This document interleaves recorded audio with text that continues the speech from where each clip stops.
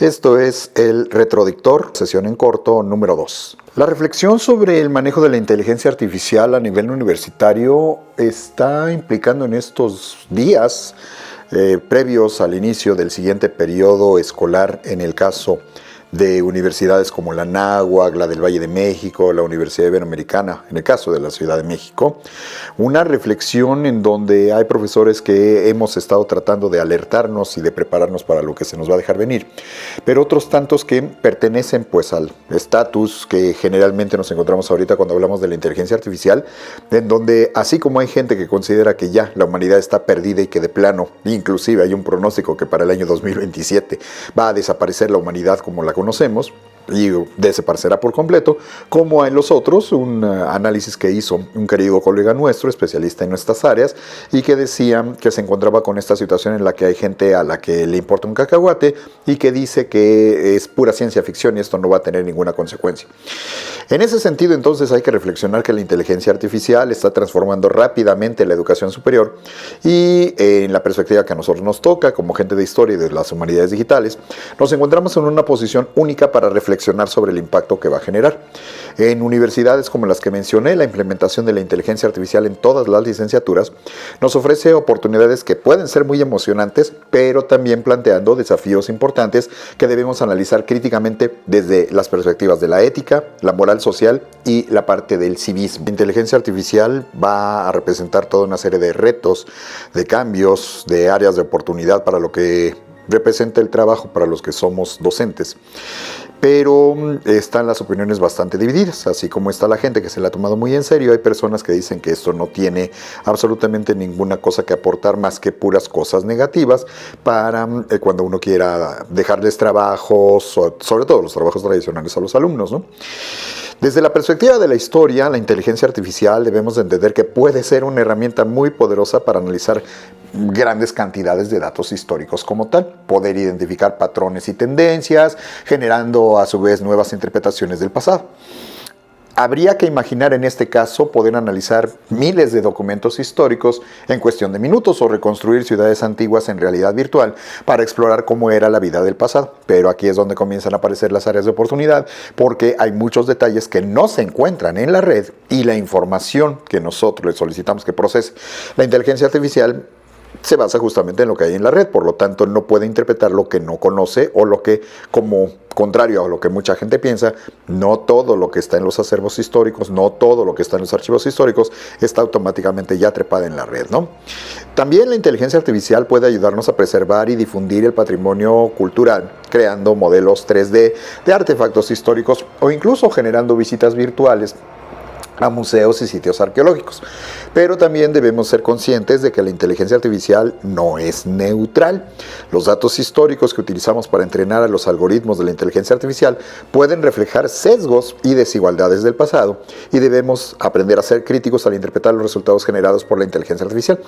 Y ya en mi caso personal y profesional, el caso de mi esposa como comunicóloga, ya hemos tenido esta circunstancia en donde pedimos cierto tipo de información, ya sea utilizando la cámara o ya haciendo las preguntas directas y encontrando que no siempre las respuestas son las adecuadas o están incompletas o de plano están totalmente falseadas.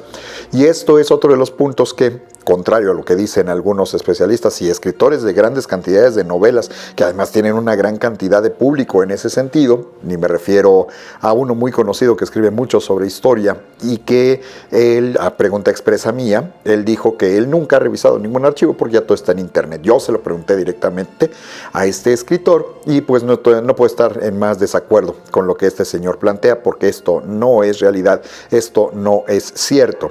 Y aquí lo importante es entender que de repente publicaciones como estas tienen 10% de historia y tienen 90% de especulación. Por eso hay que llevárselo con mucho cuidado y por eso uno de los elementos fundamentales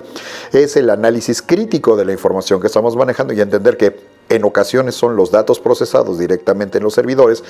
y en otras ocasiones es gente que nos está dando las respuestas porque están generando el proceso de entrenamiento de la propia inteligencia artificial. Entonces tampoco nos vayamos con la finta de que ya todo está totalmente automatizado porque todavía falta mucho para ello. Tomando en cuenta desde la perspectiva de las humanidades digitales, la inteligencia artificial nos permite explorar nuevas formas de interactuar con la información y el conocimiento. Podemos utilizar la misma para crear herramientas interactivas que nos permitan como usuarios explorar colecciones digitales de manera más intuitiva o para analizar textos literarios y filosóficos en busca de patrones y significados ocultos. La inteligencia artificial también puede ayudarnos a crear nuevas formas de narrar historias, ahí entramos de una manera muy importante los historiadores, y comunicar ideas combinando textos, imágenes, audio y video de maneras innovadoras. Sin embargo, también debemos de ser conscientes de que la inteligencia artificial puede influir en la forma en la que percibimos y entendemos el mundo y debemos de ser críticos al evaluar la información que se está generando en este sentido por la inteligencia artificial. Y ya hemos tenido algunas experiencias también al respecto del uso de la misma antes de que surgiera la inteligencia artificial como nosotros conocemos, pero los alumnos encontraban la manera creativa de la información que obtenían antes preguntando directamente por Google para generar respuestas que parecieran que ellos las habían construido, pero lo único que estaban haciendo era recortar y pegar. Y aquí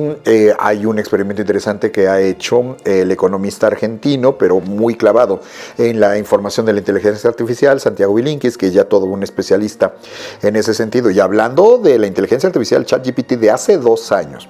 en donde él hacía la reflexión de cuando comenzaron a surgir las primeras inteligencias artificiales, solicitarle hazme un escrito como si lo hubiera a su vez desarrollado, como si lo hubiera creado Jorge Luis Borges, ¿no? Y el primer experimento con la primera versión salía regular, habría cosas que inclusive pues eran copiadas literalmente de los escritos de Borges, pero cuando sale la segunda versión ya sale más cercana. La tercera versión es literalmente tomando toda la esencia importante de la obra de Borges,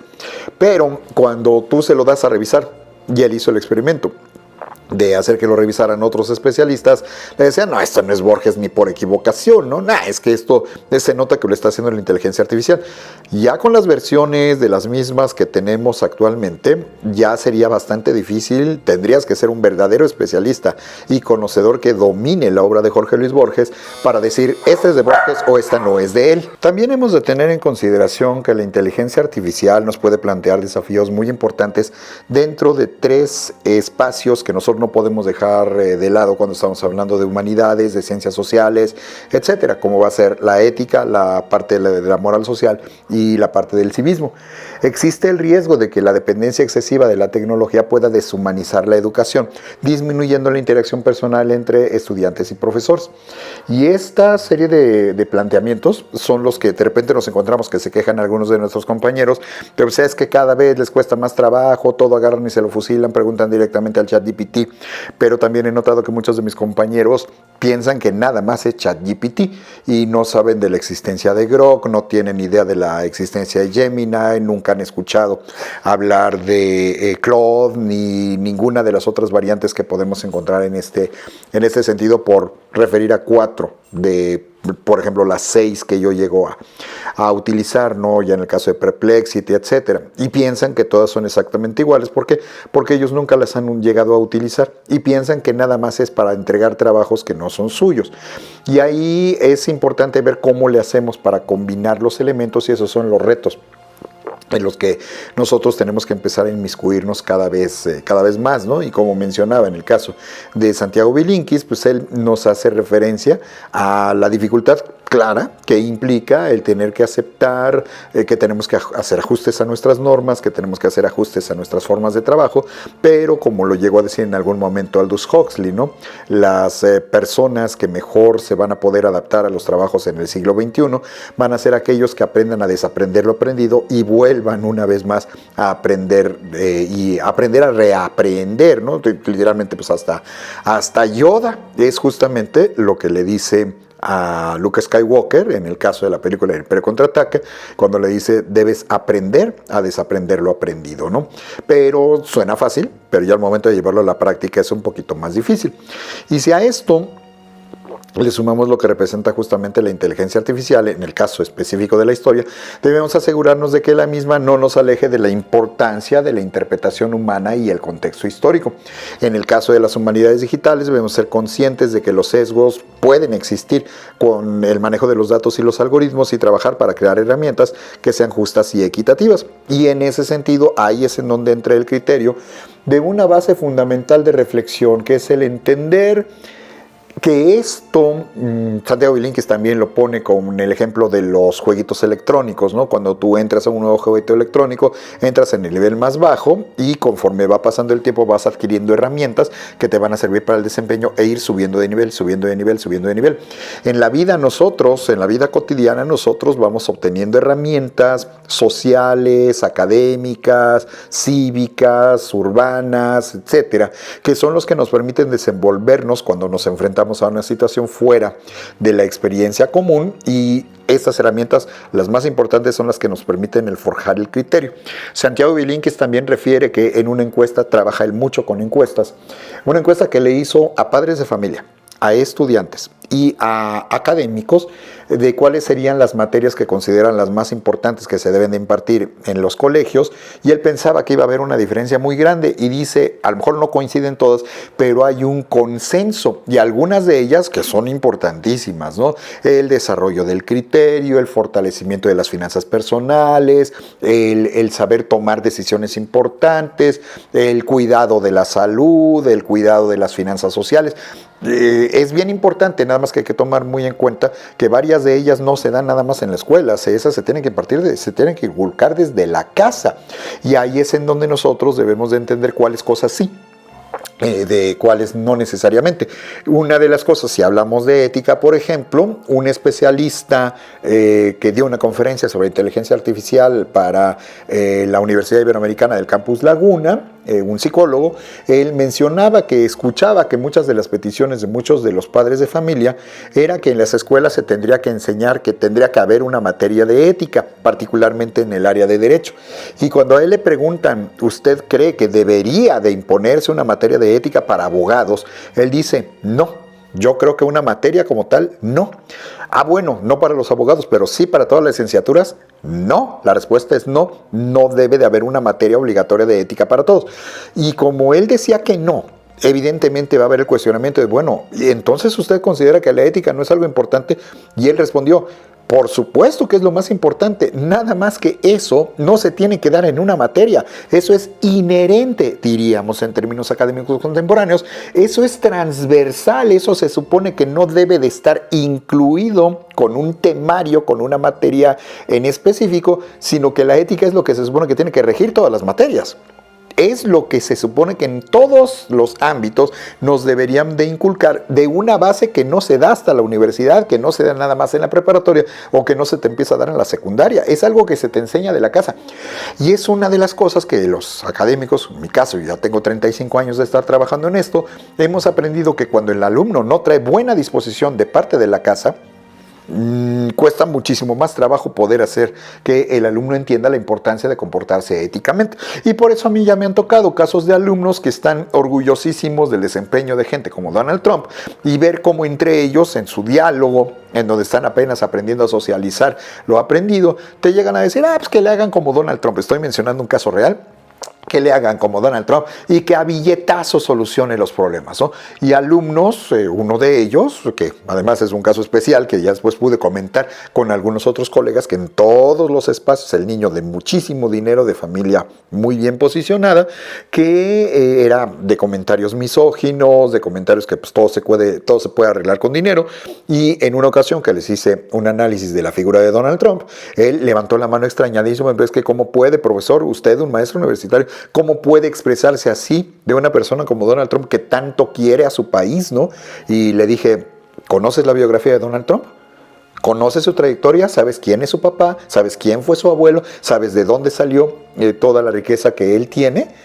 No, pues no, sé lo que todo el mundo sabe. No. Evidentemente no tienes ni la menor idea de lo que es su trayectoria y tú solo te estás yendo sobre lo superficial. Es lo que marca la diferencia, que tú eres de primer semestre, pero no solo de primer semestre, sino que tú no lees los periódicos, que tú no lees la información. Es decir, puedes tener el privilegio de estudiar en una universidad de este nivel, pero eso no significa que tengas la mejor de las educaciones, y esa disposición viene desde tu casa. Y hubo una serie de factores que terminaron pasando a lo largo del periodo que me tocó hace un año justamente, y al final de cuentas fue el que sacó la calificación más baja de esta materia, que es el taller de integración universitaria, que tiene la función justamente de enseñar esta base de lo que es el humanismo de inspiración cristiana a todos los alumnos de todas las carreras de primer ingreso que entran en el caso de la Universidad Iberoamericana. Y yo me acuerdo que mi actitud, que fue la penúltima clase o la antepenúltima clase, donde sí le tuve que dar el jalón de orejas bastante más estricto, porque quería entregar las cosas a destiempo y quería estirar las ligas a su propia conveniencia, y ahí le tuve que leer la cartilla enfrente de los alumnos, porque él mismo fue el que lo provocó,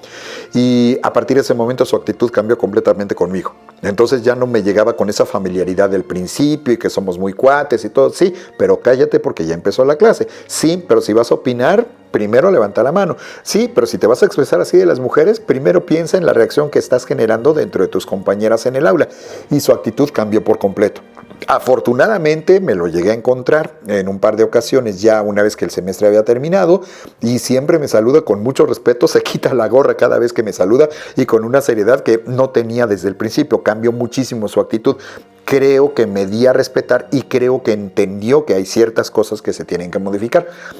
Evidentemente yo no le voy a transformar la vida, pero si yo logro hacer que piense dos veces las cosas utilizando el criterio para cuando va a hablar de ciertas temáticas, ahí estamos haciendo ya la labor correcta. Y eso no necesariamente no va a ser la inteligencia artificial. Podemos combinar las cosas para poder generar esta serie de detalles, ¿no? Ahora, si nos detenemos a pensar la consideración de cuál va a ser el impacto de la inteligencia artificial en la sociedad en general, habría que preguntarnos cómo podemos asegurarnos de que la misma se utilice para el bien común y no para perpetuar desigualdades o discriminación. ¿Cómo podemos fomentar una cultura de civismo digital que promueva el uso responsable y ético de la inteligencia artificial? Y ahí se acaba de dar el caso muy reciente donde la inteligencia artificial de X, lo que antes era Twitter,